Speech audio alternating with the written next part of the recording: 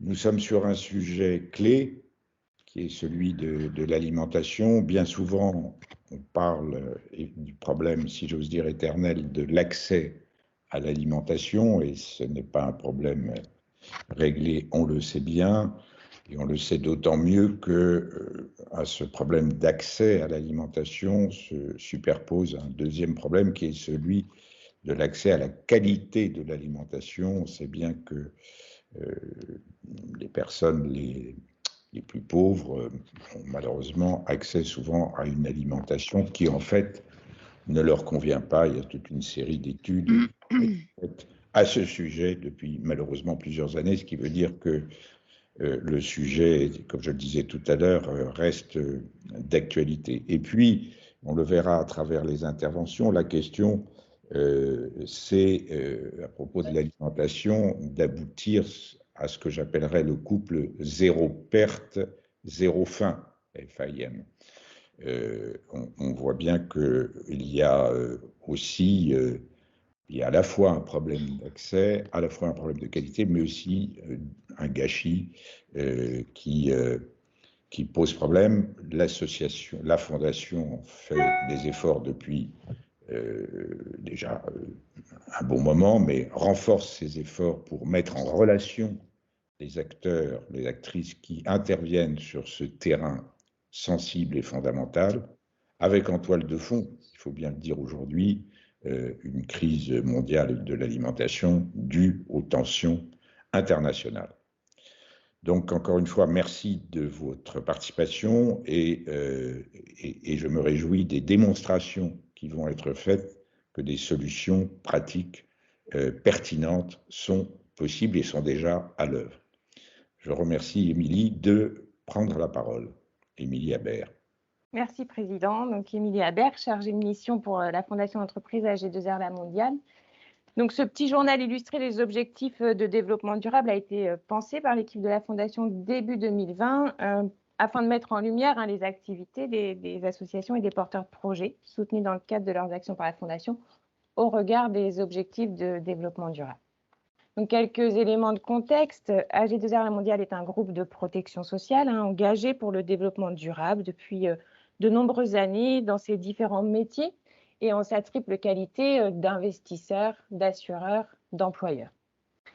Signataire des 10 principes du Pacte mondial des Nations Unies depuis leur création en 2003, un principe qui vise à favoriser la collaboration en vue de proposer et de développer des solutions qui répondent aux défis mondiaux, le groupe prend en considération de nombreuses préoccupations, qu'elles soient sociales et environnementales, dans l'exercice de ces métiers. Nous avons défini une raison d'être qui a été votée en Assemblée générale, inscrite dans les statuts de la Somital et que nous cherchons à mettre en action dans nos modèles d'affaires. Cette raison d'être, elle s'appuie sur les objectifs de développement durable et on s'appuie sur les objectifs de développement durable afin d'accélérer notre démarche de responsabilité sociétale de l'entreprise. Parce qu'en effet, ces ODD, c'est le cadre universel d'engagement choisi par la France en matière de développement durable. Et donc, la fondation d'entreprise AG2R La Mondiale, dédiée exclusivement à l'intérêt général, a inscrit en juin 2020 ces ODD dans sa feuille de route. Nous souhaitons ainsi faciliter leur bonne compréhension par les différentes parties prenantes, mais aussi nous souhaitons mettre en avant les réalisations des acteurs de la société civile et puis donner des exemples concrets. Donc, c'est une façon pour nous de mettre en valeur la contribution fondamentale et ancienne du monde associatif à la réalisation de ces objectifs de développement durable, mais celle des acteurs de l'économie sociale et solidaire dans leurs diverses formes. Donc, les ODD ont été entérinés par l'Organisation des Nations Unies en 2015 dans le cadre d'un agenda de développement durable à horizon 2030, donc pour ne pas dire demain. Et pourquoi un agenda? C'est qu'il y a eu vraiment une prise de conscience des États, des institutions, de la société civile, des citoyens, d'un certain nombre d'urgences environnementales, mais aussi sociales, sanitaires, et puis une prise de conscience que ces problèmes ne peuvent pas être traités de manière dissociée. Donc cet agenda, il fixe 17 objectifs de développement durable qui se déclinent en 169 sous-objectifs. Ces objectifs, ils s'adressent de manière prioritaire aux États membres signataires qui se sont engagés à les faire vivre. Mais évidemment, cette action publique, elle repose sur l'engagement de tous les acteurs de la société civile, les entreprises, les syndicats, les ONG, les citoyens. Et cet agenda, il suit un fil rouge qui est pas de prospérité sans protection de la planète. Donc, ça signifie concrètement que la transition écologique doit être juste. Il convient de sécuriser les populations, de ne laisser personne sur le bord de la route, sans quoi cette transformation de nos modèles ne pourra pas se faire. Et puis une idée sous-jacente, qui est aussi que l'ensemble de ces objectifs sont articulables entre eux, interconnectés, et donc la lutte contre la pauvreté est indissociable de la lutte contre le changement climatique, laquelle dépend de nos systèmes productifs et de notre capacité collective à les faire évoluer. Donc ces transitions, finalement, elles reposent sur un bon niveau d'éducation, de formation, des partenariats, des alliances à toutes les échelles de notre humanité. Alors aujourd'hui, nous vous proposons de nous intéresser plus particulièrement à l'ODD 12, qui est établir des modes de consommation et de production durables. Donc vous avez la définition inscrite à l'écran. Et plus particulièrement à la cible 12.3 qui vise, d'ici 2030, à réduire de moitié à l'échelle mondiale le volume de déchets alimentaires par habitant, au niveau de la distribution comme de la consommation, et de réduire les pertes de produits alimentaires tout au long de la chaîne de production et d'approvisionnement, y compris des pertes après récolte. Donc sur ce sujet spécifique, la Fondation d'entreprise AG2R La Mondiale a pu suivre plusieurs initiatives portées par des acteurs de l'économie sociale et solidaire sur l'ensemble du territoire, et dont l'action vraiment s'inscrit dans cette cible 12.3 de lutte contre le gaspillage alimentaire. Et ces acteurs, ils agissent dans une logique d'économie circulaire, de création de valeur, de création d'activités à l'échelle des territoires. Et dans le cadre de nos échanges avec chacun d'entre eux, on a pu constater des besoins partagés, autant en termes d'interconnaissance, d'échange de bonnes pratiques ou de savoir-faire, dans une dimension très opérationnelle et dans leur action quotidienne, mais aussi des besoins d'échange dans une dimension plus politique pour porter des messages communs et peser dans les débats et parler d'une seule voix. Et c'est ainsi qu'a émergé en fait ce besoin de structuration d'une filière. Et la Fondation AG2R La Mondiale a souhaité confier l'animation de cette démarche à ESS France. ESS France, qui est une structure nationale qui rassemble les grandes familles de l'ESS et qui porte les valeurs des acteurs concernés et avec lesquels on a eu l'occasion d'échanger. Et ça, c'est très important que l'ensemble des valeurs de ces acteurs se retrouvent chez le porteur de la démarche. Donc, je passe tout de suite la parole à Aurore Médieux. Aurore, qui est responsable de la transition écologique et de l'économie circulaire chez ESS France et qui a la lourde tâche d'animer cette démarche. Merci Émilie, bonjour à toutes et tous. En effet, donc ESS France, c'est la Chambre française de l'économie sociale et solidaire qui représente donc les 220 000 établissements employeurs de l'économie sociale et solidaire, qui représentent 10,5% de l'emploi en France, l'ESS. Qu'est-ce que l'ESS? Toutes les associations, toutes les coopératives, les fondations, les mutuelles et ce qu'on appelle les sociétés commerciales de l'ESS, qui sont des sociétés commerciales qui respectent un certain nombre de critères fixés par la loi ESS de 2014. Au sein de ESS France, dans sa nouvelle version, nous avons accueilli depuis l'été 2020 les CRES, les chambres régionales de l'économie sociale et solidaire, ce qui nous permet d'avoir une réelle articulation entre les travaux que l'on peut mener au niveau national et au niveau territorial, et nous verrons que pour la structuration de filière, c'est essentiel. On travaille sur les questions de transition écologique depuis maintenant 5 ans.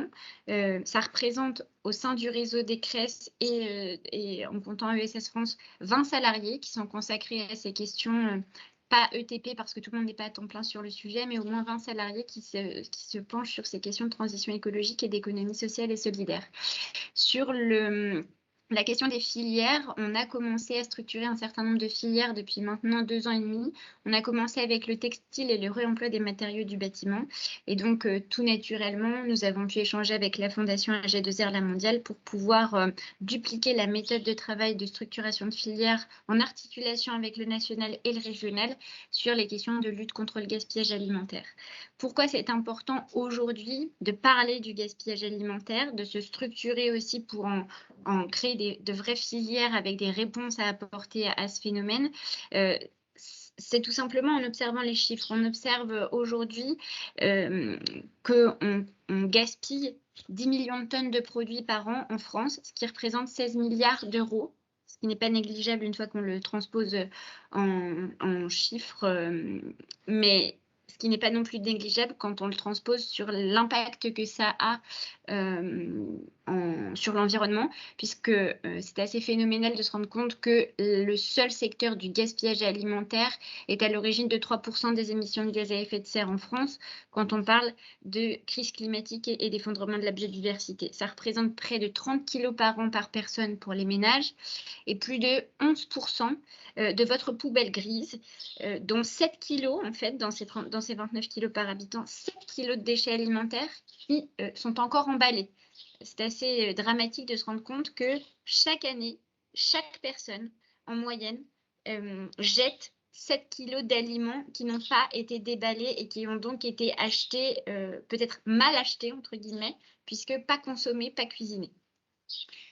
Dans ce cadre-là, et parce que les chiffres sont extrêmement criants, de fait, on observe un certain nombre de lois qui viennent encadrer ce dispositif et qui visent à réduire ce gaspillage alimentaire. Ça a commencé dès 2013 avec le premier pacte national de lutte contre le gaspillage alimentaire qui a été renouvelé pour la période 2017-2022. La loi de transition énergétique pour la croissance verte avait déjà poser des jalons sur les questions de gaspillage alimentaire. La loi Garot, évidemment, qui visait l'interdiction dès 2016 de rendre impropres à la consommation les invendus alimentaires, puisqu'il faut savoir qu'un certain nombre de distributeurs d'aliments se voyaient obligés de javeliser les stocks d'invendus jetés pour éviter que les gens ne viennent les récupérer dans les poubelles pour des raisons de responsabilité. Aujourd'hui, ça c'est interdit par la loi. Et l'obligation est faite de donner ces invendus alimentaires à des associations. Et puis vous avez la loi Egalim en 2019 qui elle aussi est extrêmement structurante, notamment pour la restauration collective, qu'elle soit gérée par les collectivités ou privée, et qui demande réellement d'engager une démarche de lutte contre le gaspillage alimentaire. Et puis la loi anti-gaspillage pour une économie circulaire entérinée en février 2020, qui pose des objectifs très forts, puisque l'idée, c'est qu'entre la période 2015 et 2025, on puisse avoir réduit de 50% le gaspillage alimentaire. C'est juste aussi de dire qu'elle crée le label lutte contre le gaspillage alimentaire, et donc ça, c'est aussi une avancée et un sujet important dans notre mission de structuration de la filière. Vous dire qu'on a créé Carte Éco, qui est la carte qui référence les structures de l'économie sociale et solidaire actrices de la transition écologique en France, outre-mer inclus. On a commencé par le secteur d'activité prévention et gestion des déchets. D'ici le mois de juillet, nous aurons la partie agriculture et alimentation. Il se trouve qu'avec l'entrée métier, on voit bien que la lutte contre le gaspillage alimentaire était plutôt dans la première partie, prévention et gestion des déchets. C'est pourquoi parmi les 3303 structures que l'on a aujourd'hui référencées en France, on a déjà 288 structures qui sont référencées sur les questions de lutte contre le gaspillage alimentaire, et vous avez le détail ensuite de certaines structures qui ont qualifié plus finement leur activité et qui précisent un petit peu sur quels axes elles agissent. Le petit focus que vous voyez avec la loupe vous indique la répartition en grande masse, uniquement pour les structures pour les 85 structures qui disent travailler sur la récupération d'invendus alimentaires et qui vous précisent les sources d'invendus alimentaires, que ce soit la restauration, les vendeurs sur marché, les supermarchés, les particuliers.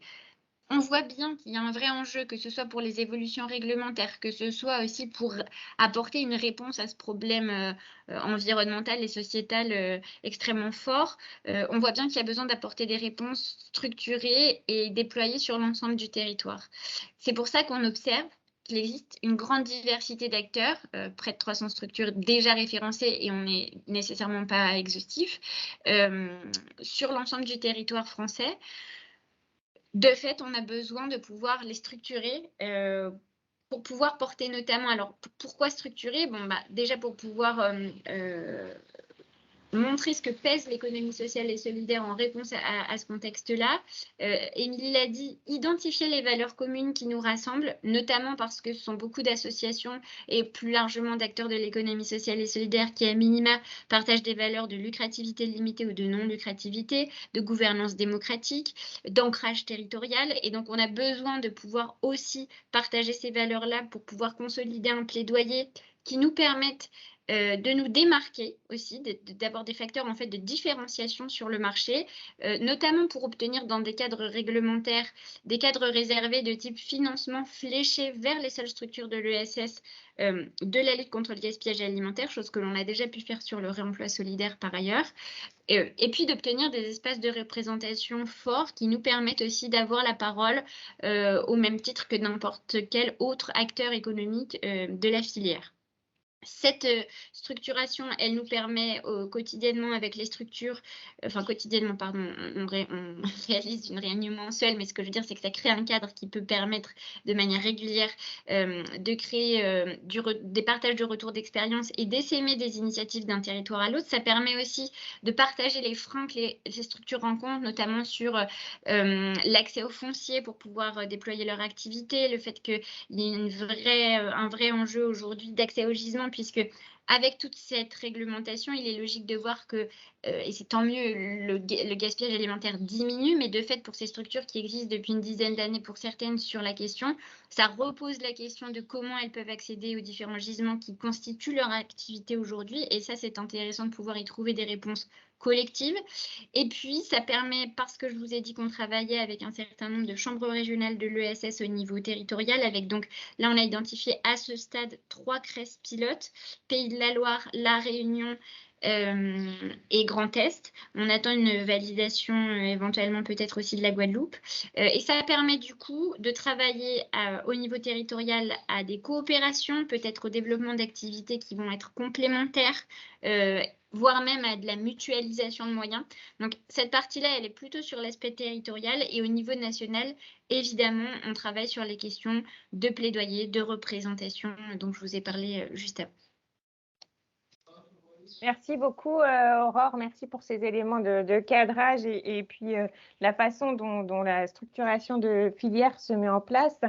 On va maintenant laisser la parole à nos intervenantes qui sont ces structures de l'économie sociale et solidaire, qui sont ancrées dans des territoires et qui travaillent quotidiennement à ce sujet de la lutte contre le gaspillage alimentaire. Alors, on va commencer par Domitille Flichy, qui est fondatrice et dirigeante de Farinez-vous, puis Sophie Cazenave, directrice du Panier de la Mer dans le 62, et enfin Manon Carré, fondatrice et directrice de la conserverie locale à Metz.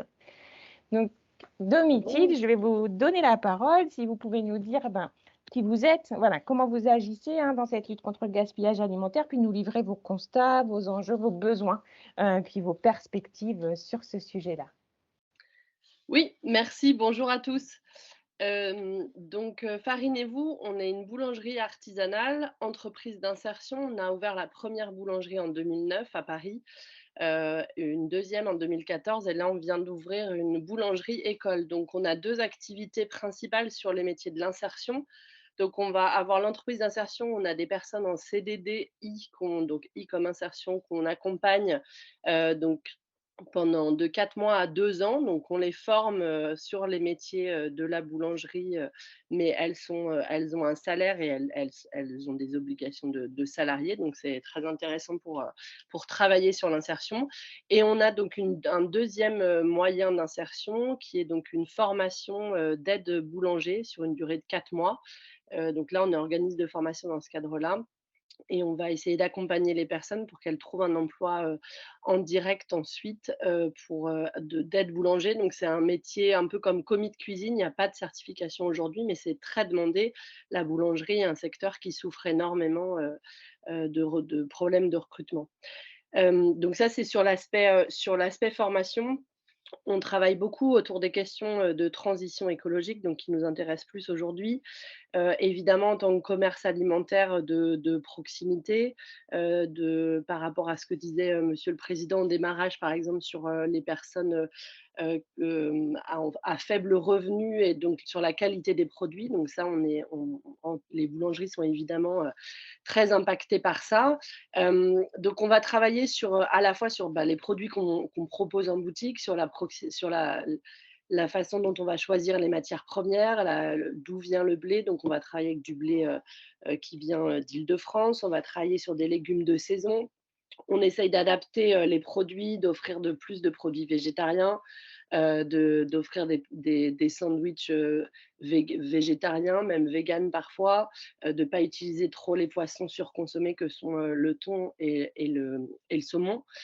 Donc ça, c'est un travail quotidien. On a travaillé beaucoup sur la question du gaspillage alimentaire et on n'a pas fini. Ça reste un défi quotidien. En boulangerie, on dit qu'il faut à peu près 5 de gaspillage alimentaire, entre guillemets, pour pas perdre de vente à la fin de la journée.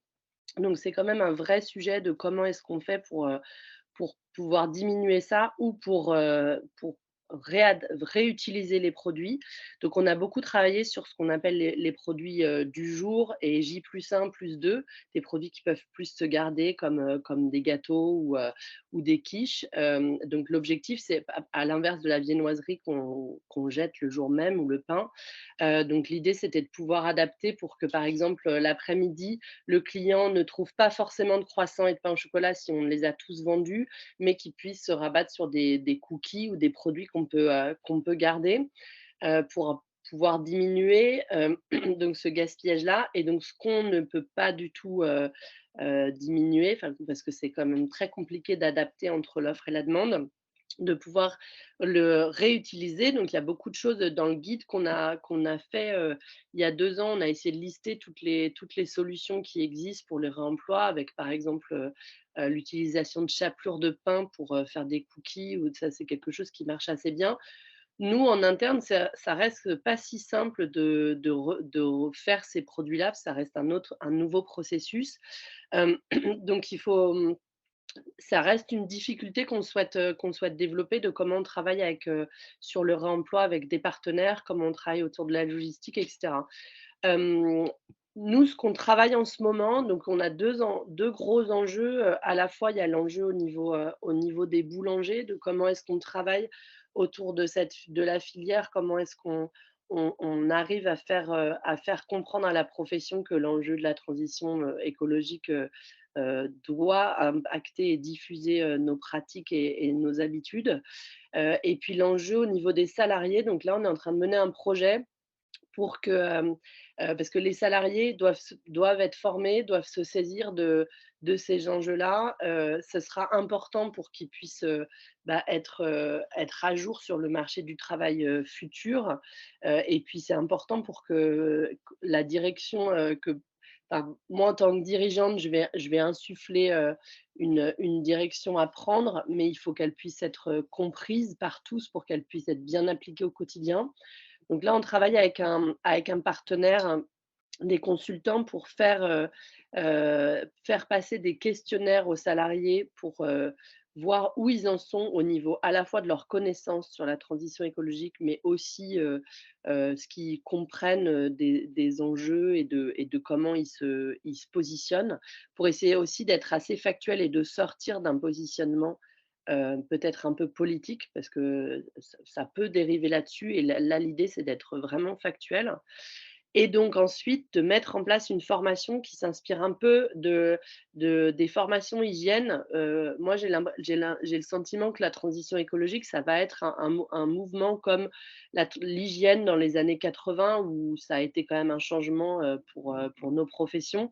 Aujourd'hui, c'est des formations qui sont obligatoires, financées par l'État et qui sont très adaptées à nos formations très, très concrètes et très opérationnelles, où c'est difficile de mobiliser tout un ensemble des salariés, dans une salle de classe, par exemple. Donc là, le formateur vient en entreprise, regarde nos pratiques et nous interroge, nous forme en donnant du contenu, mais surtout en nous disant comment il faut s'améliorer. Pour la transition écologique, l'objectif, ce serait de faire ça. Comment est-ce qu'on met en place un compost? Comment on trie mieux nos déchets? Comment est-ce qu'on réutilise peut-être, je sais pas, par exemple, les fans de radis, la recette derrière, comment on restocke un produit qu'on a l'habitude de jeter, comment on travaille sur la consigne, enfin voilà, sur faire le tour de tout ce qu'on pourrait adapter pour moins gaspiller, moins utiliser d'énergie, de l'eau, etc. Et donc, pour revenir juste et pour finir sur l'enjeu au niveau des boulangers, on est en train d'essayer de monter un groupe de travail pour à la fois échanger entre boulangers convaincus qui menons déjà des actions autour de la transition écologique. Ça, c'est le premier pan. Et sur un deuxième aspect, comment est-ce qu'on insuffle ces réflexions dans la filière au niveau global pour toucher tous les boulangers. Voilà.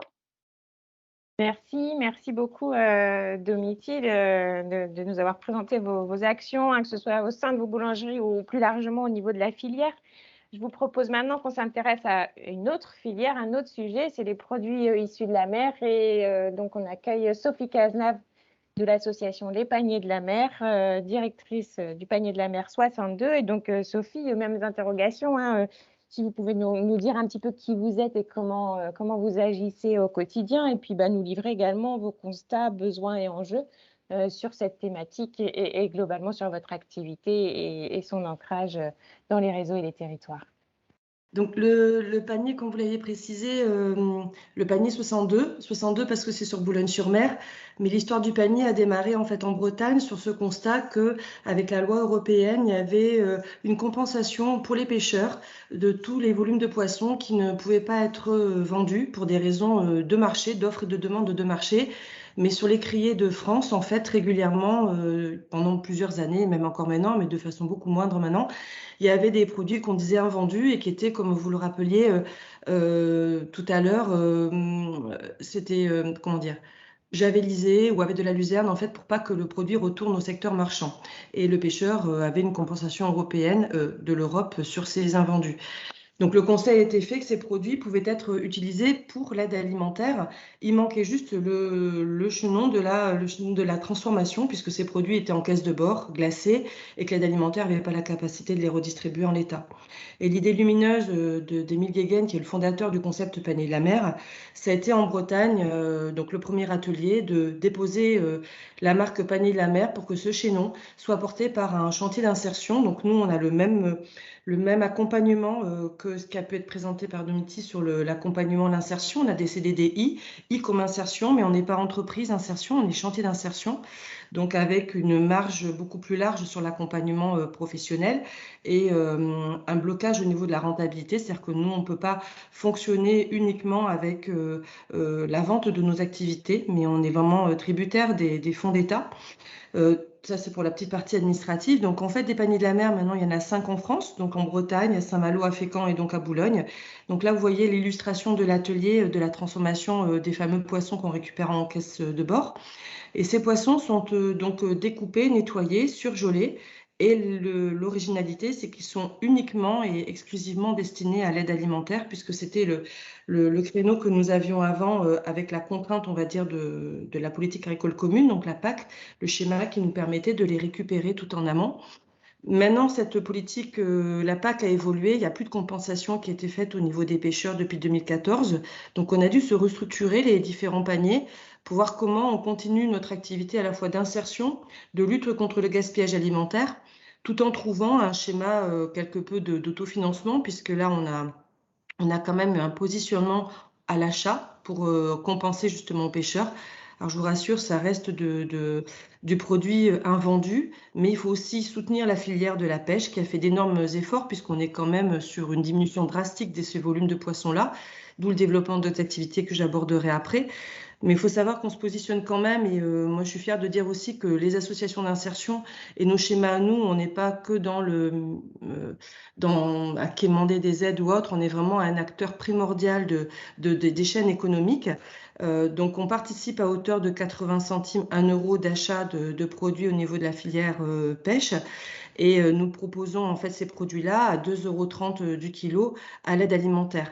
Et 2,30 €, c'est tout schéma logistique confondu, c'est-à-dire les palettes peuvent être livrées à Marseille ou à Lille. Pour nous, c'est la même chose. Et c'est juste pour montrer aussi qu'il y a toujours une force de travail qui doit être valorisée, puisque les personnes ont aussi des heures de travail. Le tout gratuit n'est pas forcément toujours vertueux. Mais à ce coup-là, voilà, qu'ils aient du maquereau, comme là vous le voyez, ou ça peut être de la lotte, on a eu de la noix de Saint-Jacques, ça reste le même tarif. Et les réseaux d'aide alimentaire sont très preneurs, c'est pas du tout un frein, ce montant-là, pour distribuer ces produits-là. Donc nous, donc on a une équipe de 19 personnes, 12 en activité marée. Et d'autres, comme je l'expliquais, on avait d'autres activités qui se sont développées. C'est la deuxième activité. Ça a été de dire qu'à un moment donné, avant d'avoir l'équipement surgelé, on avait cette contrainte d'avoir un poisson frais à transformer et à redistribuer. Donc le poisson frais, ça voulait dire une logistique très courte, redistribuer le lendemain.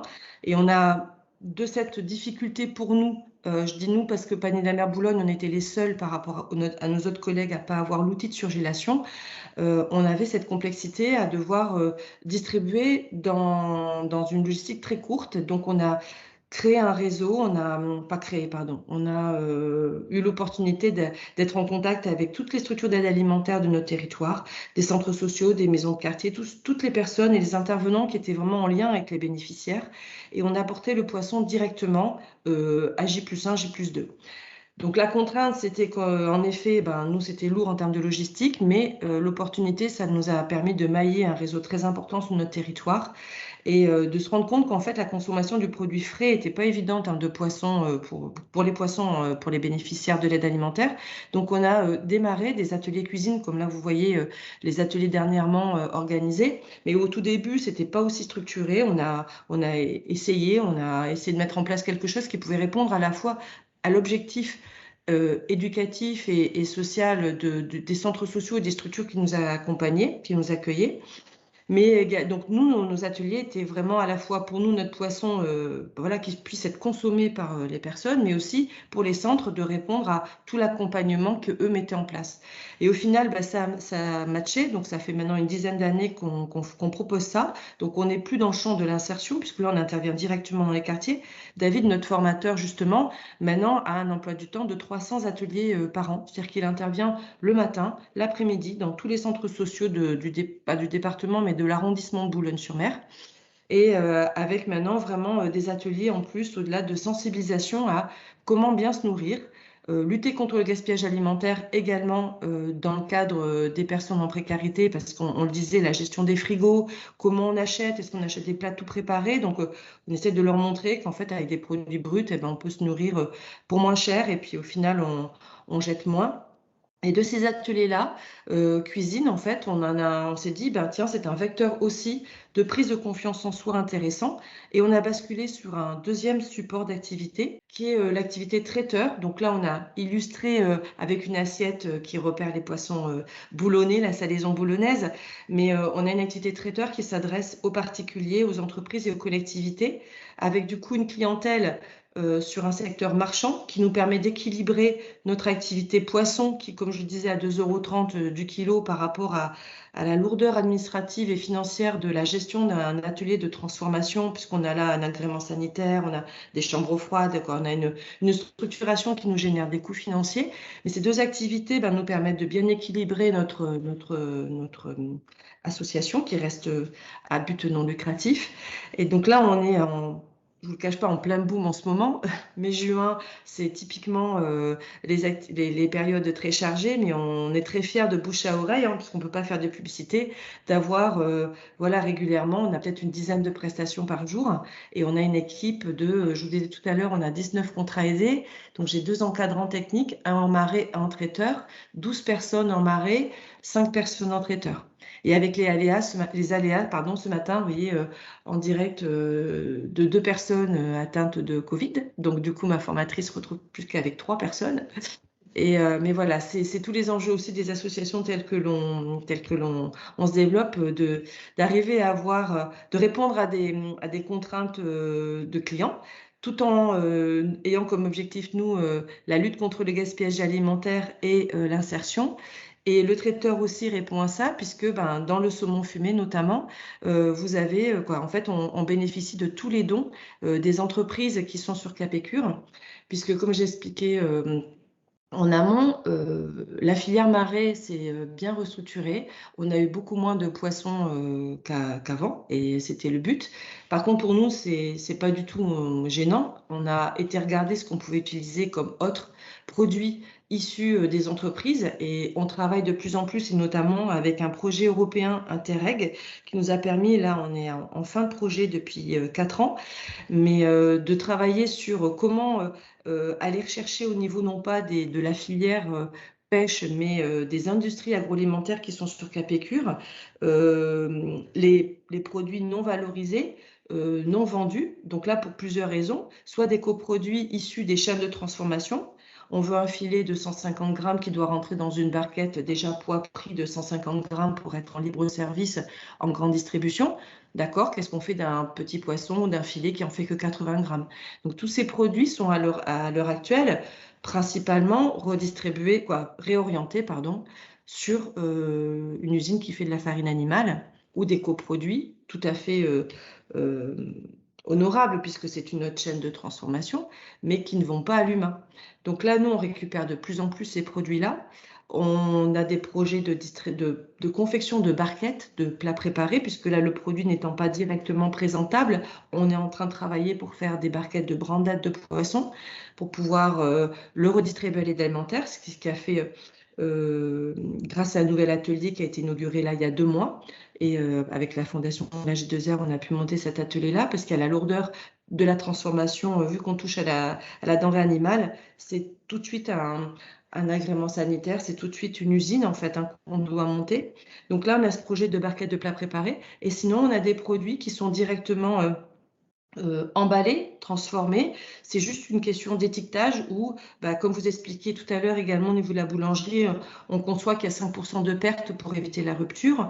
Il se passe un peu la même chose en industrie pour pas que les entreprises aient des problématiques avec leurs clients. Il y a toujours une petite valeur variable qui pour nous représente peut-être des palettes complètes. Pour eux, c'est peut-être 2-3% de leur production, mais ils nous affectent maintenant ces palettes-là, et nous, on a charge uniquement de redispatcher, puisqu'on n'intervient pas. On a aussi, dans nos projets, l'envie de créer une plateforme de redistribution d'aide alimentaire sur le littoral du Boulonnais, le littoral Nord-France, de ces produits que l'on va aller collecter au niveau des entreprises et de voir peut-être, on espère, sur un schéma de chantier d'insertion. Là, pour l'instant, on expérimente également avec ce projet Interreg de collecte et de redistribution, ce que l'on peut faire pour redispatcher un maximum. Donc, ça correspond à plusieurs centaines de tonnes de produits. C'est énorme. On en est en défiscalisation, puisqu'on est sur la défiscalisation cette année. Voilà, on est en plein dans les chiffres. Donc, c'est pour ça que je peux vous le dire, on l'a encore en tête. On a défiscalisé 2 millions d'euros, ce qui est énorme en termes de denrées valorisées et donc non jetées, et on va être sur des produits de salaison, des crevettes notamment, et donc ça nous permet au niveau du traiteur de pouvoir faire bénéficier aussi ces produits-là aux partenaires, et de lutter contre le gaspillage alimentaire. Merci beaucoup. Voilà, je pense avoir les questions pourront venir après s'il y a besoin, mais notre champ est assez large et j'essaie d'être assez concise. Merci. En tout cas, on note bien votre capacité d'innovation à vous réinventer et à travailler au-delà des frontières, parce que c'est un sujet, un enjeu qui concerne vraiment tous les pays. Et donc, merci beaucoup pour votre témoignage. Je vous propose maintenant de donner la parole à Manon Carré de la conserverie locale. Donc, on part du côté de Metz, et la conserverie locale, elle agit sur la filière fruits et légumes. Bonjour Manon. Donc, Bonjour. écoutez, je vous laisse la parole sur les mêmes questions et préoccupations, hein, de nous présenter qui vous êtes et puis de nous dire comment vous travaillez ce sujet de la lutte contre le gaspillage alimentaire. Et puis également au niveau de votre territoire et de vos réseaux, de nous présenter vos constats, vos enjeux et puis vos perspectives. Merci beaucoup. Bonjour à tous. Donc la conserverie locale est née d'une association un petit peu plus ancienne qui s'appelle Partage ton frigo, où on avait eu en 2012 l'idée de mettre en place des frigos collectifs pour lutter contre le gaspillage alimentaire. C'était une idée intéressante, assez communicante, mais pas forcément très impactante pour le gaspillage alimentaire. Ça permettait de démystifier un petit peu et de commencer, c'était les tout débuts où on commençait à parler de gaspillage alimentaire en 2012. Et petit à petit, on a mené pas mal d'animations, de sensibilisation avec cette structure Partage ton frigo. Et on est venu à organiser des discos soupes aussi, qui étaient des événements sur la voie publique qui permettaient le temps d'une journée, de partager avec une centaine, 200 personnes en épluchant, en découpant des légumes et en faisant de la soupe sur de la musique disco. Et ben, en organisant ces événements, on a été rencontrer la Banque Alimentaire, qui sont des associations départementales qui collectent tous les jours à l'arrière des supermarchés les fruits et légumes invendus notamment, mais aussi d'autres produits. Et on est allé la rencontrer. Et il était d'une simplicité de pouvoir leur dire: «On a une disco soupe demain, est-ce qu'on peut avoir 500 kilos de fruits et légumes?» Dans notre région, ce n'est pas tout le cas dans toutes les régions, mais effectivement, il y a 2000 kilos, en tout cas pour Metz, qui sont collectés de fruits et légumes invendus tous les jours. Sur ces 2000 kilos, la moitié, 2 tiers étaient bien distribués aux 60 associations partenaires de la Banque alimentaire de Metz, mais une partie avait une durée de vie trop courte, où on avait plus de gisements que de bénéficiaires, en tout cas, enfin, où la qualité des fruits et légumes n'était pas forcément possible de la redistribuer dans les 3 jours. Et donc, on constatait ça, beaucoup de fruits et légumes. Donc, on a voulu monter un outil qui permettait de les transformer et d'agir rapidement sur ces fruits et légumes, ce qui a donné l'idée de la conserverie locale. Et quand on est parti en formation, on s'est rendu compte que autour de nous, on n'avait que des producteurs, des maraîchers qui voulaient aussi transformer. Et donc, on s'est dit, mais pourquoi pas cet outil ne pourrait pas servir aussi à l'écosystème agricole pour transformer leur surplus? Et on s'est petit à petit, et chemin faisant, en ouvrant l'atelier, on s'est rendu compte qu'on n'avait effectivement pas d'outils de transformation sur notre territoire et que les maraîchers n'avaient pas accès à de la petite transformation avec des petits gisements. En tout cas, on n'est pas sur des grandes cultures dans notre région, on est coincé entre l'Alsace et la Champagne-Ardenne qui ont plus de grandes cultures. Mais nous, du coup, on avait un réel besoin autour de ça. Mais c'est en fait en ouvrant et en voyant répondre à cet objet social qui était de transformer pour la banque alimentaire et de redonner gratuitement à la banque alimentaire, qu'on a pu aussi développer un outil qui était utile pour la filière agricole. En quelques années, du coup, on a commencé et on a ouvert le projet en 2018-2019. En 2019, on a fait 8000 conserves. On avait quelques producteurs qui venaient chez nous. En 2000 et un salarié. En 2020, on en a fait 30 000 des conserves. On avait une quinzaine de producteurs qui venaient à l'outil, qui venaient nous confier leurs légumes pour qu'on leur transforme. Et 2021, on a été à 70 000 conserves et 40 producteurs autour de Metz et dans la région, même toute la Lorraine, qui viennent bénéficier de l'outil une fois, jusqu'à 10 fois, 15 fois pour transformation, ce qui nous permet vraiment d'équilibrer un petit peu cet ensemble, puisque on va avoir 3 activités: la transformation pour la banque alimentaire qui est gratuite, la transformation pour le producteur qui est prix coûtant, le prix coûtant que l'atelier dont l'atelier a besoin pour tourner. Et enfin, quand les producteurs ont vraiment plus de surplus, on va leur racheter une partie de ces surplus pour faire des produits sous notre marque, la conserverie locale. Et ça, on va avoir une marge un petit peu différenciée pour permettre le don derrière à la banque alimentaire. Donc en quelques années, ça a vraiment pris parce que ça répondait à un besoin territorial de la filière agricole de se diversifier vers des circuits courts. Le gisement à la banque alimentaire, il est intarissable parce que il y a parfois, il y a 15 jours, 3 palettes de pêche à transformer.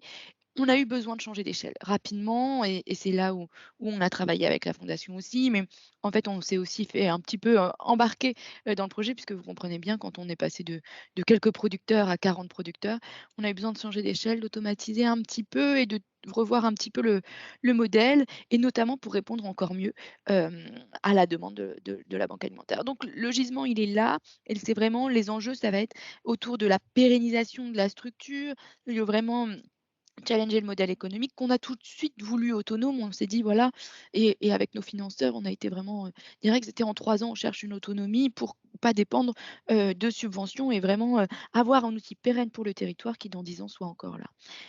On a été aussi très sollicités pour accompagner d'autres outils à des porteurs de projets, des territoires qui souhaitaient développer ce type d'outils parce que ça répond à une vraie problématique sur le gaspillage alimentaire, une problématique agricole et de valorisation des produits, hem, et en même temps avec un ADN, comme on le voit, social et environnemental. Du coup, c'est vrai que beaucoup de territoires nous ont contactés pour essayer de développer ce même type d'outils, et là, on a du coup, pris le temps et eu à cœur de pas d'essaimer du tout puisque chaque outil se fait par rapport à l'ADN d'un territoire et par rapport à un territoire, mais de pouvoir proposer notre, expertise et notre passage, à l'acte, auprès de ces territoires. On a monté, un MOOC qui est une formation en ligne qui permet, qui est sur notre site internet, qui permet de faire les premiers pas pour, apprendre ce que c'est la transformation, de conserve, et la gestion de projet. On est aussi également, impliqués dans un interreg qui nous permet d'aider dans cette logique d'accompagnement, d'aider, des outils, à se monter en Belgique, Luxembourg, Allemagne, donc de créer des synergies entre acteurs. Là où on a été, heu un peu originaux, c'est sur les produits et ça s'est un peu imposé du fait de nos faibles capacités de stérilisation. On est allé sur des produits, originaux, de plutôt de petite contenance et on s'est adapté maintenant par rapport aux besoins de la banque alimentaire. Mais l'idée, c'était de trouver en fait, on a une gamme de 100 produits différents. L'idée, c'est de trouver ce qu'on peut faire avec tout. Comme cet exemple de confiture de courge, mais on a la confiture de betterave, de carotte, un ketchup de betterave, une pâte à tartiner à la lentille, une autre au pois chiche et au chocolat. En fait, on s'adapte vraiment avec ce qu'on reçoit et on a, diversifié. C'est ça qui fait que, notre positionnement aussi, parce qu'on doit vendre aussi ces produits quelque part et les producteurs aussi pour financer justement tout l'ensemble et ben, ça a été de proposer des choses, un petit peu différenciantes, originales, qui sortaient de ce qu'on peut retrouver en supermarché et du coup, ça participe aussi à se dire: «Ben, on fait des choses à Metz, différentes, qu'on ne retrouvera, qu'ici», et l'idée, c'est vraiment d'amener quelque chose de nouveau aux consommateurs, mais également, aux bénéficiaires, des associations. On sait adapter un petit peu les recettes pour que ce soit, alors, pas complètement original, mais en tout cas que ça puisse faire, les produits qu'on donne à la banque alimentaire sont exactement les mêmes. Des produits avec une étiquette, avec, le même pot, c'est exactement le même qu'on sera commercialisera. L'idée, c'est de donner accès à des produits artisanaux, et bien faits et aussi parfois, ben, qui changent un petit peu de l'ordinaire.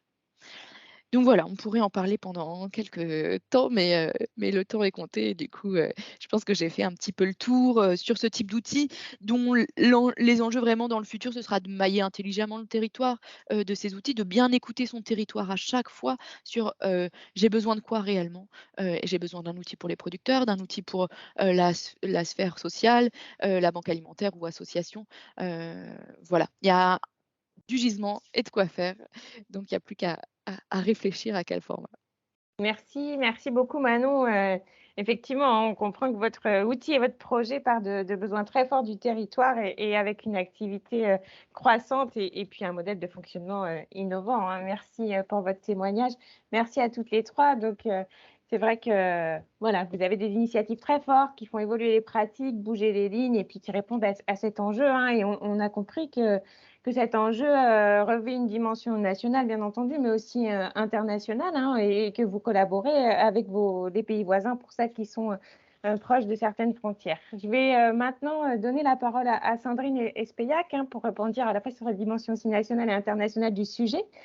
Sandrine, vous êtes responsable du pôle agroalimentaire de l'AFNOR et donc vous allez nous présenter les travaux de l'AFNOR, hein, travaux de normalisation sur ce sujet de la lutte contre le gaspillage alimentaire. Donc, si vous pouvez nous dire un petit peu quels sont les objectifs et les enjeux d'un travail de normalisation, puis surtout nous permettre de comprendre, mais pourquoi élaborer des normes sur ce sujet du gaspillage alimentaire? Oui, merci beaucoup, Émilie. Je suis vraiment ravie d'être avec vous ce matin. Donc effectivement, ce matin, on a beaucoup parlé de l'ODD 12. Hein, L'ODD 12, Émilie et Aurore l'ont bien expliqué. C'est quand même un objectif très ambitieux, quand même 50% de réduction du gaspillage alimentaire à horizon 2030. Voilà, objectif très ambitieux. Au niveau européen, il y a également des discussions sur cette thématique avec un objectif de réduction des déchets. En France, on est quand même plutôt avancé au niveau réglementation. Dès 2013, le Pacte national de lutte contre le gaspillage alimentaire, la loi Garot en 2016, la loi Egalim en 2018, et puis cette loi AGEC, très récente en 2020, avec ce fameux décret relatif au label national. Donc, il va y avoir un label anti-gaspillage alimentaire. Ça, c'est plutôt innovant. Donc, ça, c'est le volet réglementation et on l'a bien expliqué ce matin. Maintenant, moi, je voudrais vous parler d'initiatives en normalisation volontaire, et j'insiste sur ce mot volontaire, sur le gaspillage alimentaire. Il y a des initiatives à 2 niveaux, donc je vais vous l'expliquer ce matin. Alors, tout d'abord, une initiative au niveau international, à l'ISO. Il va y avoir des normes ISO sur cette thématique du gaspillage alimentaire. Et puis, au niveau national, à l'AFNOR, en France, donc, on a également des travaux de normalisation volontaire sur la thématique, avec en fait le développement d'un document qui va s'appeler AFNOR Spec, qui porte sur le gaspillage alimentaire dans la distribution.